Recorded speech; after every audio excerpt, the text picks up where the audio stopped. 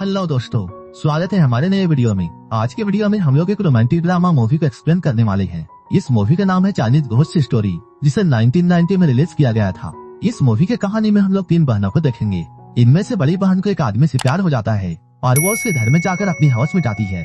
जैसे ही उसकी छोटी बहनों को ये बात पता चलती है, वो भी उस आदमी के पास पहुँच जाती है ताकि वो लोग भी इस आदमी के साथ गपाधप कर सके। असल में ये तीनों बहनें चुड़ैल थी, जो कि हवस की भूखी थी। जब इन तीनों बहनों को एक दूसरे के बारे में पता चलता है, तब ये लोग उस आदमी के साथ क्या करती हैं, यही हमें इस मूवी में देखने को मिलेगा। तो चलिए इस मूवी को शुरू करते हैं। इस मूवी के शुरुआत में हम लोग एक खूबसूरत लड़की को देखते हैं। वो एक चाय की दुकान में चाय पीने के लिए जाती है। जब वो यहाँ बैठ कर चाय पी रही होती है, तभी 2 मवाली उसे छेड़ते हैं। वे वही पहले तो उन्हें इग्नोर करती है, लेकिन जब वो लोग अपनी हद पार कर देते हैं, तब वही उन पर हमला कर देती है और उन्हें मार मार कर उनके अंडे फोड़ देती है। इसके बाद वो लोग यहाँ से भाग जाते हैं। ये दोनों लोग अपने बॉस के पास आते हैं। इन दोनों के पिटे हुए चेहरे को देखकर बॉस ये समझ जाता है कि किसी ने इनकी धुलाई कर दी है। उनका बॉस उनसे गुस्से में ये पूछता है, तुम्हें कितने आदमियों ने मिलकर मारा है? तब वो लोग जवाब देते हैं, हमें किसी आदमी ने नहीं बल्कि एक लड़की ने मारा है। ये सुनकर बॉस को बहुत गुस्सा आता है और वो अपने कुछ आदमियों को लेकर वही को मारने के लिए जाता है। लेकिन जाते ही उन्हें रास्ते में लिसु मिलती है।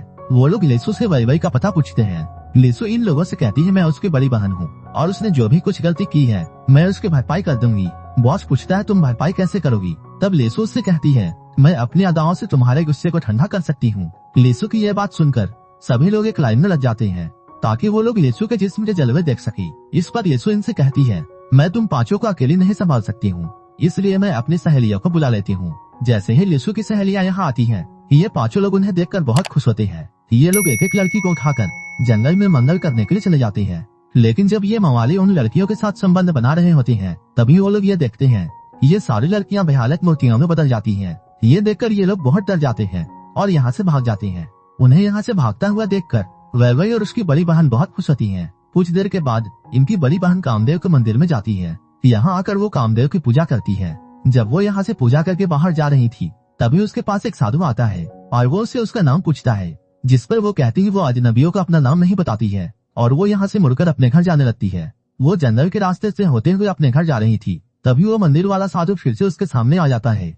साधु उससे कहता है, मैं जानता हूँ तुम कौन हो और अगर तुम इंसान बनना चाहती हो तब तुम्हें अपने शरीर के हवस को अंदर दबाकर रखना होगा। साथ ही साथ वो ये भी कहता है, तुम तीनों बहनों पर बहुत बड़ी मुसीबत आने वाली है। लेकिन वो साधु की बातों पर ज्यादा ध्यान न देकर अपने घर में आ जाती है।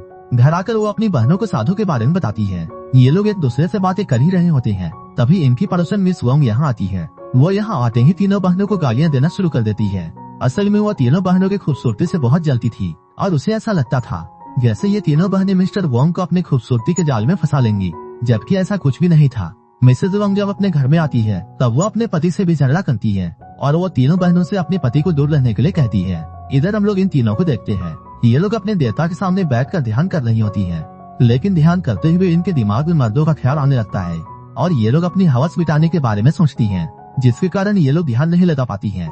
असल में ये तीनों बहनें चुड़ैल थी और ये लोग कई सालों से इंसान बनने के लिए कड़ी तपस्या कर रही थी। कुछ देर के बाद रात हो जाती है और ये तीनों लोग आराम से सो रहे होते हैं।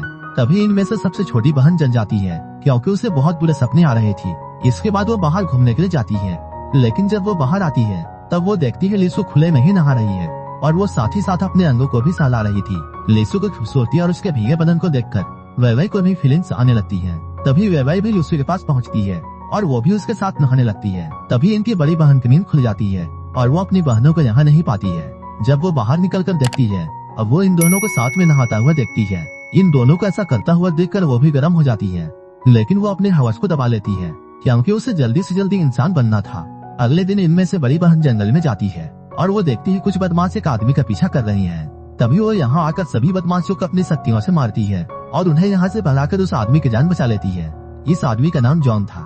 वो यहाँ भागते हुए काफी जख्मी हो चुका था, इसलिए फैफे उसे छोड़ने के लिए उसके घर तक आती है। जॉन का घर काफी बिखरा हुआ था। जब जॉन फ्रेश होने के लिए जाता है, तब फिर से फैफे अपने शक्तियों का इस्तेमाल करती है और सारे सामान को अपनी जगह पर रख देती है। जब जॉन बाहर आता है, तब वो अपना साफ सुथरा घर देखता है और वो फैफे को थैंक यू बोलता है। फैफे उससे बोलती है, आज के बाद मैं तुम्हारे घर आया करूंगी और यहाँ आकर मैं तुम्हारे सारे काम कर दूंगी। जिस पर जॉन उससे कहता है, मेरे पास इतने पैसे नहीं है कि मैं तुम्हें काम पर रख सकूं।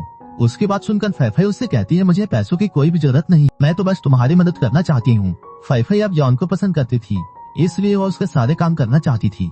इधर हम लोग वैवई और यीशु को देखते हैं, जो कि अपनी बड़ी बहन का वेट कर रही थी, क्योंकि वो सुबह से घर नहीं लौटी थी। कुछ देर के बाद फैफई घर में वापस आती है, लेकिन वो यहाँ अपनी बहनों को जॉन के बारे में कुछ भी नहीं बताती है। इसके बाद वो एक दिन अच्छे से तैयार होकर जॉन से मिलने के लिए जाती है। सबसे छोटी बहन को उस पर शक होता है, इसलिए वो उसका पीछा करने लगती है। तभी वो देखती है उसकी बड़ी बहन एक झोपड़ी के अंदर जाती है। कुछ देर के बाद जब वो जॉन के घर से निकलती है, तब वैवई जॉन के घर में जाती है, ताकि वो ये बात जान सके कि उसकी बड़ी बहन यहाँ क्यों आती है।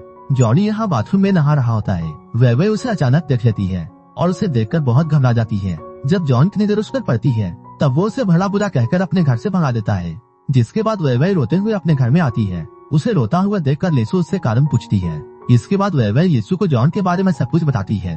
उसकी पूरी बात को सुनकर यीशु को बहुत गुस्सा आता है और वो अपनी तलवार निकालकर जॉन को मारने के लिए निकल जाती है। वो जॉनी के घर पहुंचकर उस पर हमला कर देती है। वो उसे मारने के लिए कई बार करती है, जिससे बचने के लिए जॉन उस पर पानी फेंकता है और उसके बदन को गीला कर देता है।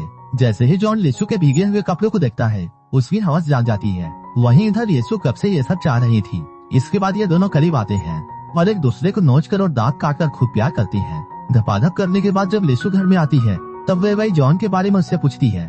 तब यीशु उससे कहती है, मैंने उसे जान से नहीं मारा, लेकिन मैंने उसे अधभरा कर दिया था और उससे कहा था दोबारा तुम ऐसा मत करना। ये सुनकर वैवई को बहुत बुरा लगता है और वो जॉनी की इस हालत के लिए खुद को जिम्मेदार मानती है। इसके बाद वो जॉन के घर में आती है ताकि उससे माफी मांग सके।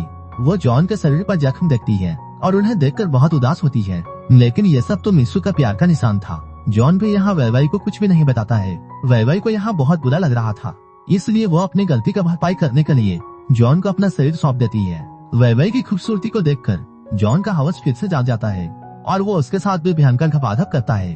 वैवई के जाने के बाद इनकी बड़ी बहन फैफई यहाँ आती है। वो जब बिस्तर को ठीक करने लगती है, तब यहाँ उसे एक हेयरपिन मिलता है। फैफई के पूछने पर जॉन उससे कहता है, मैं ये तुम्हारे लिए लेकर आया हूँ। और वो कहती है, तुम मुझसे झूठ बोल रहे हो, क्योंकि ये तो मेरी बहन का है। तब जॉन उसे सारी सच्चाई बताता है और वो उससे माफी मांगता है। तब फैफई कहती है, मैं तुम्हें एक शर्त पर माफ कर सकती हूँ, तुम्हें मेरे साथ भी वैसा ही धपाधप करना होगा जैसे तुमने मेरी बहनों के साथ किया। और इतना कहते हुए वो भी अपने कपड़े उतार देती है। इसके बाद जॉन उसके साथ भी मैच खेलता है। हम लोग तीनों बहनों को उनके घर पर देखते हैं। ये लोग यहाँ खाना खा रही होती हैं। ये लोग साथ तो बैठी हुए थी, लेकिन एक दूसरे से कोई भी बात नहीं करती हैं। अपनी बहनों को नजरें चुराता हुआ देखकर फैफई उनसे पूछती है, आखिर तुम लोगों को क्या हुआ है और तुम दोनों ऐसे अजीब बर्ताव क्यों कर रही हो। जिस पर वो दोनों बहनें ये कहती हैं, हमने जॉनी के साथ धपाधप किया था। इस सच्चाई को सुनने के बाद फैफई भी उन्हें सब कुछ सच बता देती है। वो कहती है, मैंने भी जॉन के साथ जिस्मानी खेल खेला है। ये लोग बातें कर ही रहे होते हैं, तभी यहाँ पर जॉन आ जाता है। उसे यहाँ देखकर ये तीनों बहनें बहुत खुश होती हैं और ये तीनों उसके गले लग जाती हैं। इसके बाद ये चारों लोग बहुत मस्ती करते हैं। एक दिन जब वो चारों एक साथ बिना कपड़ों के नहा रही होती हैं, तभी मिस्टर वोंग उन्हें देख लेता है। इसके बाद वो अपनी पत्नी के पास जाता है और वो उसे सब कुछ बता देता है। अपने पति की बात सुनकर मिसेस वोंग तीनों बहनों के घर में आती है और वो जॉन के बारे में पूछती है, जिस पर फैफई कहती है, वो हमारा मेहमान है जो कि कुछ दिन हमारे साथ रहने के लिए आया है। ये सुनकर मिसेस वोंग उन्हें धमकी देती है कि मैं तुम्हारी गंदी हरकतों के बारे में पूरे गांव को बता दूंगी। ये तीनों बहनें उसके धमकी से काफी घबरा जाती हैं। इसके बाद वो लोग जॉन के पास जाकर उसे अपने घर जाने के लिए कहती हैं। जॉन उनकी बात मान लेता है, लेकिन यहाँ से जाने से पहले वो उनके साथ बैठकर खाना खाना चाहता है। अब वो चारों लोग बैठकर फल खा रहे थे, जिनके बीच मिसेस वोंग के मुंह से निकल रहे थे। असल में जॉनी कोई आम इंसान नहीं था, बल्कि इन तीनों बहनों की तरह वो भी कई शक्तियों का मालिक था। कुछ दिनों के बाद जॉनी अपने घर में बैठा हुआ था, क्योंकि उसकी तबीयत ठीक नहीं थी। वो देखने में काफी बूढ़ा लग रहा था। इसके बाद वो अपनी शक्तियों का इस्तेमाल करके एक लड़की को अपने वश में कर लेता है। उधर हम लोग तीनों बहनों को देखते हैं, जिनके शरीर में अचानक बाल उग आए थे।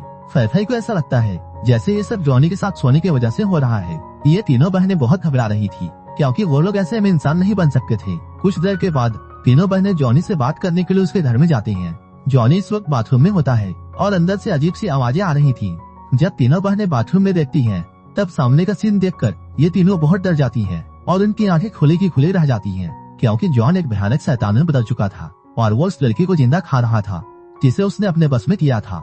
जॉनी का भयानक रूप देखकर फैफई उस मंदिर वाले साधु के पास जाती है और वो उससे मदद मांगती है।